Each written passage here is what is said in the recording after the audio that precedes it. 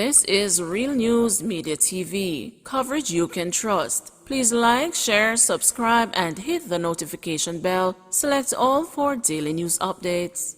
Good morning, my Real News Media TV family. Thank you so much for tuning in this morning, and I'm wishing for everyone a wonderful and a productive day. And in the news this morning for May 20, 2023, food vendor gunned down in Clarendon. A food vendor was gunned down in Swansea, Clarendon, shortly after midday Friday. The deceased has been identified as 41-year-old Stephanie Gordon of a Raymond's address in Hayes in the parish. The police say about 12:30 p.m., Gordon was at her stall when she was approached by a lone gunman who opened fire, hitting her. The gunman then reportedly robbed a man of his wallet and a woman of her red Mitsubishi motorcar, which he used to escape. Superintendent Carlos Russell, head of the Clarendon Police Division, has described the incident as most unfortunate, especially since the parish is currently under a 14-day state of public emergency. Commissioner of Police Major General Anthony Anderson disclosed on Tuesday that up to May 14, the parish had seen a 67% increase in murders and a 41% increase in shooting incidents compared to the same period last year. Following yesterday's shooting, Superintendent Russell said, "This is normally a quiet space, and I know the citizens would have been very frightened and surprised by this shooting, but we are asking them to support us by telling us what they know. We know that persons may have information as to the identity of the perpetrator. The police are yet to establish a motive for the killing. Anyone with information is being asked to contact the Mapen Police at 876-986-2208, Four Paths Police at 876-987-0429, or police emergency number 119. Manchester Police intensify operations in Spalding. With a 14-day state of emergency imposed in Clarendon, the Manchester Police, with the support of the military, have intensified operations in Spalding. Head of operations for Manchester, Deputy Superintendent David Blake, on Friday told journalists that Spalding, although geographically located in Clarendon, falls under the control of the Manchester Police. He added that suspects have been fleeing southern Clarendon to Spalding and the sections of Manchester. Persons from lower southern section of Clarendon, when the pressure is intensified, there they make their way into Manchester and into the Spalding community. We are not going to be having it. We are going to intensify the pressure and we are going to be coming to get them, he said.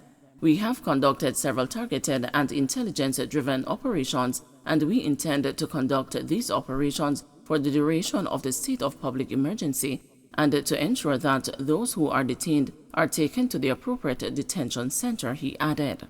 DSP Blake said the security forces are mindful of human rights. He added that acquisitive crimes have been happening in Spalding. We have to ensure that law and order is maintained. We have had some concerns in the Spalding community. There have been incidents of robberies and break-ins throughout the night, and we are getting the information from the public, he said. We are encouraging the public to continue to share information with the police about men who are wanted, any strange men who are in the community, because that is one of the concerns we're having, he added. St. Mary man charged after stabbing incident. Lawmen assigned to the Anota Bay Police Station have charged Cleo Benderson, a 43-year-old farmer of Enfield District, Anota Bay, St. Mary, with wounding with intent following a stabbing incident in his community on Saturday, May 13. According to reports, about 2 a.m., Benderson and a man were at a bar when an argument developed between them. During the altercation, a knife was used to stab the man in his chest and the stomach as he made an attempt to leave the premises. Benderson later reported to the police that he had stabbed a man who tried to rob him, and he was also injured in the process. He was taken to hospital for treatment and was pointed out by the man who was also being treated there. Benderson was taken into custody and charged on Thursday, May 18, following a question and answer session. His court date is being finalized. Government unable to suspend a salary increase for MPs, says Morgan. Information Minister Robert Morgan says it is highly unlikely that the government can grant the wishes of the opposition MPs to freeze their salaries. At a press conference on Friday morning, the opposition called for the government to delay the salary increases announced for parliamentarians. Responding to the suggestion, Mr. Morgan said this would not be possible. Well, the way the government payment system works is that MPs and ministers are paid through Parliament. Cut-off for processing of salaries is usually around the 15th of each month. There is no mechanism to give back the money to the government. There's no account that you can take a salary and give back, because giving back the money to the government means that you would have to, the TAJ taxes that they draw out of your salary, 30% above about $6 million, you'd have to get that back from the TAJ. You'd have to pay back the NIS. You'd have to pay back the NHT contributions. You have to pay back the education tax contributions, the health insurance. You'd have to pay that back as well. So to give back money is really not practical. The only way you cannot get paid is if you resign. And I don't suspect any of the gentlemen speaking will resign. So let's give an example from me as a minister. Monday mornings, I start my morning. I get up and I finish reading cabinet documents, and I reach OPM at 8:30 for infrastructure committee. When I leave infrastructure committee at 8:30, it probably finishes sometime 9:30, 10 o'clock. I go to cabinet, which starts at 10 o'clock, where we discuss a wide range of issues or other issues in terms of approving expenditure for certain things. Sometimes this goes up to 10, 11, 12 o'clock at night, especially in budget periods. It will go further. On Tuesday, I go to Parliament, but before that, I start some meetings because I've not met with any of my staff yet or any of my agencies. I am responsible for GIS, I'm responsible for PDCJ, National Archives, and the Information Division, among many other things, but I have to meet with them. Suspect charged for stabbing death of Clarendon woman. The police have laid the charges against the suspect held in connection with the stabbing death of a woman in Lioneltown, Clarendon on the weekend. 60-year-old Winston Reed was charged Thursday for the murder of 59-year-old Yvonne Reed. It is reported that the two, who are not related, had a dispute over the sharing of a tin of paint. Miss Reed was stabbed several times and was later pronounced dead at hospital. Investigators say Mr. Reed was among hundreds of prisoners who escaped custody in Haiti during the massive earthquake in January 2010. He later returned to Jamaica by boat. He was being held on drug trafficking charges. Scores protest at Emancipation Park against the pay hike for politicians.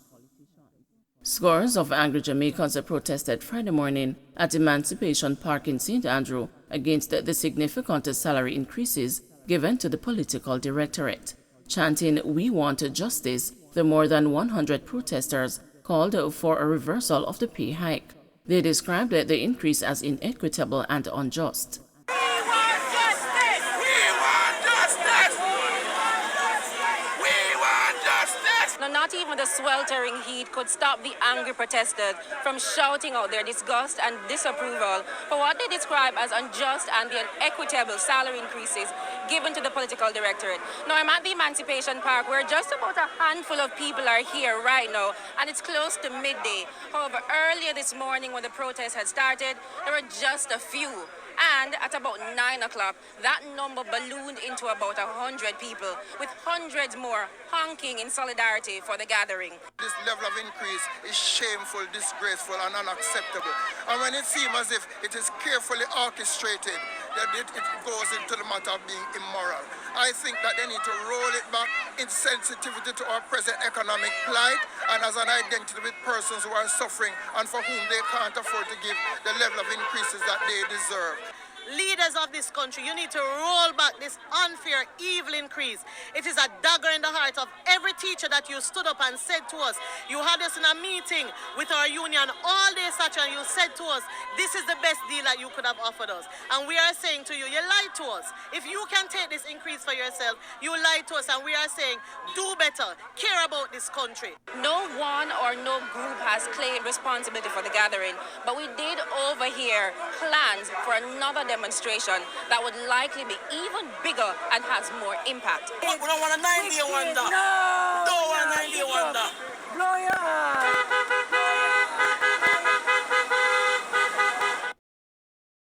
Don't forget to like, share, subscribe, and hit the notification bell. Select all for daily news updates.